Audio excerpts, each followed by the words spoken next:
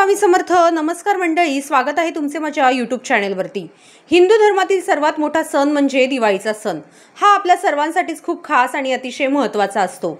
आजच्या या व्हिडिओमध्ये आपण यंदा दिवाळी किती दिवसांची आहे, दिवाळीचा पहिला दिवा कधी लावावा, दिवाळीची सुरुवात कधीपासून होते आणि शेवट कधी होतोय, त्यासोबतच वसुबारस कधी आहे, लक्ष्मीपूजन कधी आहे, या सगळ्याचे शुभ मुहूर्त, धनत्रयोदशी, पाडवा, भाऊबीज या सगळ्यांचे शुभ मुहूर्त आजच्या या व्हिडिओमध्ये मी तुम्हाला सांगणार आहे। तर अशा प्रकारे या संपूर्ण दिवाळीची माहिती तुम्हाला आजच्या या व्हिडिओच्या माध्यमातून मिळणार आहे। त्यामुळे व्हिडिओ शेवटपर्यंत नक्की बघा। चॅनलवरती नवीन असाल तर चॅनलला सबस्क्राइब करायला विसरू नका। चला तर मग व्हिडिओला सुरुवात करूया।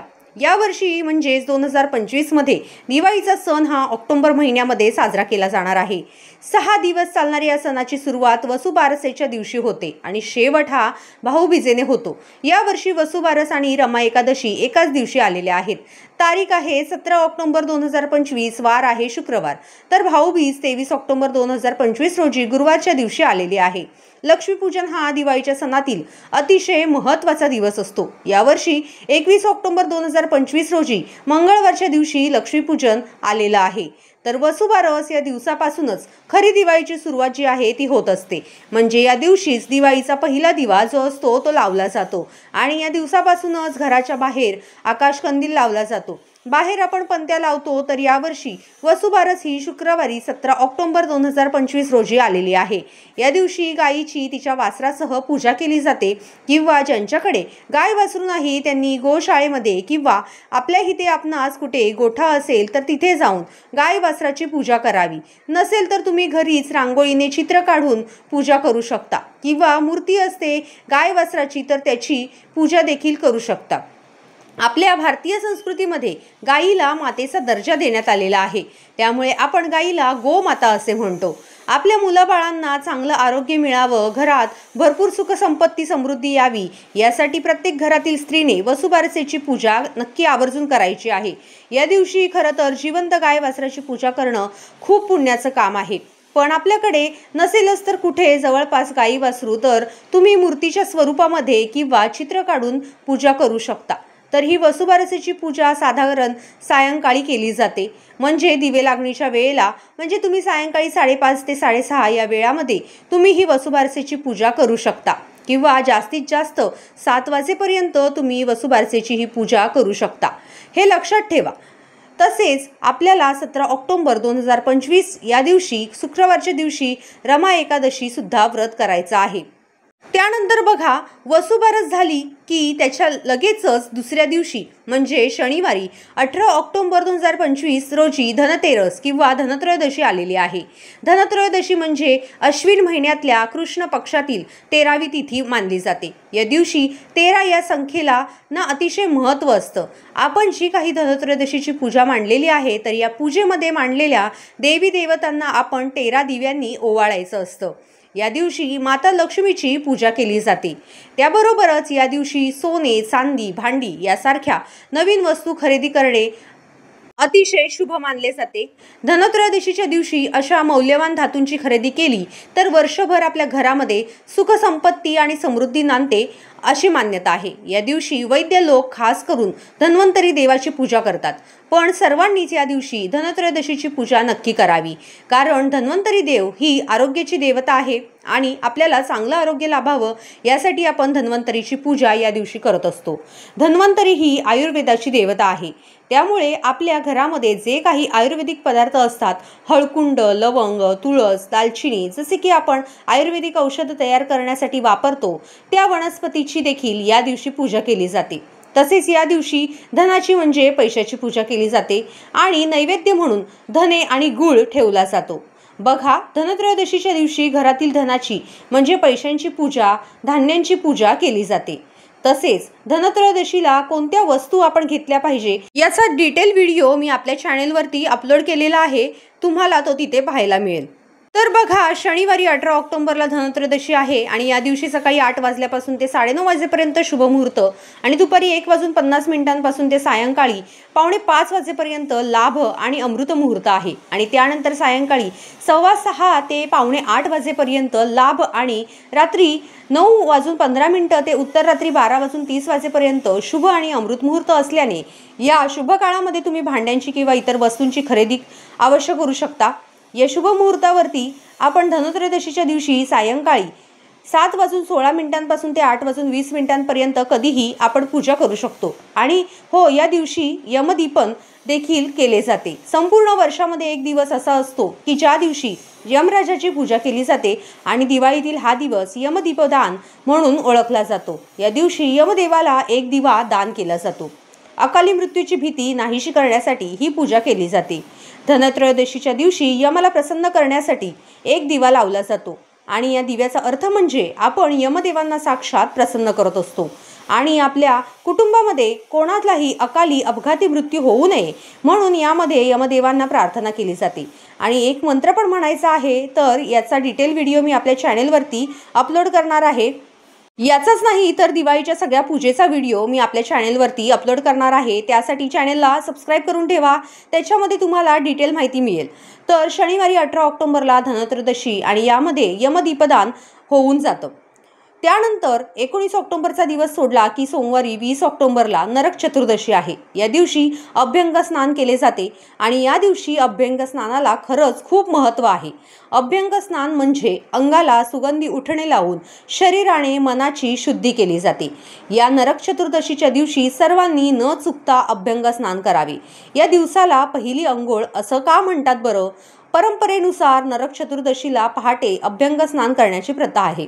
नरक चतुर्दशीला छोटी दिवाळी असं सुद्धा म्हटलं जातं। काही भागात पुराणातील ग्रंथातील माहितीनुसार या दिवशी भगवान श्रीकृष्णांनी नरकासुर नावाच्या राक्षसाचा वध केला होता। तर हे अभ्यंग स्नान तुम्ही पहाटे 5:13 पासून ते सकाळी 6:25 पर्यंत अभ्यंग स्नानाचा शुभ मुहूर्त आहे। तर तुम्ही याच वेळेत अभ्यंग स्नान करून घेऊ शकता। त्याच्यानंतर मंगळवारी 21 ऑक्टोबरला आहे लक्ष्मीपूजन। अश्विन अमावस्येचा दिवस म्हणजे लक्ष्मीपूजनाचा दिवस असतो आणि या दिवसाची सगळेजण अगदी आतुरतेने वाट पाहत असतात। लक्ष्मीपूजनाचा हा दिवस अतिशय आनंदी आणि मंगलमय असतो। त्या दिवशी सर्वजण अगदी गरिबांपासून ते श्रीमंतांपर्यंत सर्वजण लक्ष्मीपूजन करत असतात। या दिवशी प्रत्येकजण लक्ष्मीचे आपल्या घरामध्ये स्वागत करत असतो। दारामध्ये रांगोळी, दिवे तसेच आकाशकंदील लावून लक्ष्मी मातेचं स्वागत केलं जातं, कारण आपल्याकडे जे काही आहे सोने, पैसा, समृद्धी हे सर्व लक्ष्मी असतं आणि जर आपण तिची मनोभावे पूजा केली तर आपल्याला यातलं काहीच कमी पडत नाही। पण या दिवशी आपल्याला लक्ष्मी मातेसह कुबेराची देखील पूजा करायची आहे। परंतु बघा, यावर्षी अमावस्या ही सोमवारी 20 ऑक्टोबरला दुपारी 3:44 लागणार आहे ते 21 ऑक्टोबरला सायंकाळी 5:54 पर्यंत असणार आहे आणि दरवर्षी आपण अमावस्या काळातच लक्ष्मीपूजन करत असतो। त्यामुळे यावर्षी अनेकांच्या मनामध्ये गोंधळ निर्माण झालेला आहे की लक्ष्मीपूजन आपल्याला 20 ऑक्टोबरला करायचं आहे की 21 ऑक्टोबरला करायचं आहे। पण 20 ऑक्टोबरला प्रदोष काळामध्ये अमावस्येची व्याप्ती अधिक असून 21 ऑक्टोबरला प्रदोष काळात अमावस्येची व्याप्ती अल्प काळ आहे। या दोन्ही दिवशी प्रदोष काळात अमावस्येची व्याप्ती कमी अधिक असल्याने दुसऱ्या दिवशी म्हणजेच अमावस्येच्या दिवशी 21 ऑक्टोबरला लक्ष्मीपूजन करावे। तर आता बघा, मंगळवार दिनांक 21 सप्टेंबर रोजी सायंकाळी 6:10 पासून ते रात्री 8:40 पर्यंत या प्रदोष काळात तुम्ही लक्ष्मीपूजन कधीही करू शकता आणि तुम्हाला या दिवशी जरी वही पूजन करायचं असेल तर तुम्ही रात्री 7:43 पासून ते रात्री 9:16 पर्यंत लक्ष्मीपूजन आणि वही पूजन देखील करू शकता। याच्यानंतर लक्ष्मीपूजनच्या दुसऱ्या दिवशी म्हणजे बुधवारी 22 ऑक्टोबरला दीपावली पाडवा आहे, ज्याला बलिप्रतिपदा असं देखील म्हटलं जातं। हा दिवस ना पती पत्नीच्या प्रेमाचा दिवस आहे। या दिवशी पत्नी आपल्या पतीचे औक्षण करते। या पाडव्याच्या दिवशी तुम्ही कोणत्याही चांगल्या वस्तूची खरेदी नक्कीच करू शकता, कारण हा 3.5 मुहूर्तांपैकी सुद्धा एक मुहूर्त मानला जातो। त्यामुळे या दिवशी खरेदी केली तर अतिशय शुभ ठरते। तुम्ही सोने, चांदी यासारख्या धातूची पण भांडी घेऊ शकता। किंवा कपडे, भांडी यासारख्या वस्तूंची खरेदी करू शकता। खरेदीसाठी किंवा आपल्याला कोणत्याही व्यवसाय चालू करायचा असेल किंवा कोणत्याही चांगल्या कामाला सुरुवात करायची असेल तर हा दिवस अतिशय शुभ मानला जातो। या दिवाळी पाडव्याच्या दिवशी बुधवार 22 ऑक्टोबर रोजी सूर्योदयापासून ते सकाळी 9:30 पर्यंत लाभ आणि अमृत मुहूर्त आहे। सकाळी 10:56 ते दुपारी 12:23 पर्यंत शुभ मुहूर्त आहे। तसेच सायंकाळी 4:42 ते 6:09 पर्यंत लाभ आणि रात्री 7:42 ते 10:49 पर्यंत शुभ आणि अमृत मुहूर्त असल्याने या काळामध्ये तुम्ही वही पूजन करू शकता आणि कोणत्याही गोष्टींची खरेदी करू शकता। त्याच्यानंतर दिवाळीचा शेवटचा दिवस गुरुवारी 23 ऑक्टोबरला आहे भाऊबीज। हा दिवस सर्वांना प्रिय आहे। बहिणी या दिवशी आपल्या भावाचं औक्षण करते, त्याला ओवाळते आणि भाऊ पण आपल्या बहिणीसाठी ओवाळणी देतो। तर या दिवशी म्हणजे गुरुवारी 23 सप्टेंबरला भाऊबीजेला दुपारी 1:13 पासून ते दुपारी 3:28 पर्यंत औक्षणासाठी शुभ मुहूर्त आहे। या वेळेमध्ये बहिणी आपल्या भावाचं औक्षण करू शकतात। तर भाऊबीज हा दिवाळीचा शेवटचा दिवस मानला जातो। तर अशा प्रकारे यावर्षी दिवाळी ही 6 दिवसांची असणार आहे आणि दिवाळीच्या सणानंतर तुळशीच्या लग्नाला सुद्धा खूप महत्त्व आहे। कार्तिक शुक्ल एकादशीपासून ते कार्तिक पौर्णिमेपर्यंत म्हणजे त्रिपुरारी पौर्णिमेपर्यंत तुळशीचा विवाह केला जातो। आपल्या हिंदू धर्मामध्ये तुलसी विवाहाला फार महत्त्व आहे। तर बघा 2 तारखेला तुळशी विवाह आहे। ज्यांना 2 तारखेला जमणार नाही त्यांनी 5 तारखेपर्यंत कधीही तुळशी विवाह करू शकता। त्रिपुरारी पौर्णिमेपर्यंत तुळशीचे लग्न पण लावू शकतो। त्या दिवशी सायंकाळी गोरज मुहूर्तावर तुळशीचा विवाह केला जातो आणि एकदा का तुळशी विवाह संपन्न झाला की इतर विवाहांच्या मुहूर्ताच्या तिथी निघायला सुरुवात होते। तर अशा प्रकारे आजच्या या व्हिडिओमध्ये आपण दिवाळीच्या प्रत्येक दिवसाची माहिती आणि प्रत्येक दिवसाचे मुहूर्त पाहिले की कोणत्या दिवशी कोणत्या मुहूर्तावर आपल्याला पूजा करायची आहे। तर या सगळ्या दिवसांचे शुभ मुहूर्त आजच्या या व्हिडिओच्या माध्यमातून मी तुम्हाला दिलेले आहेत। त्यामुळे तुम्ही या मुहूर्तावरती पूजा करण्याचा नक्की प्रयत्न करा।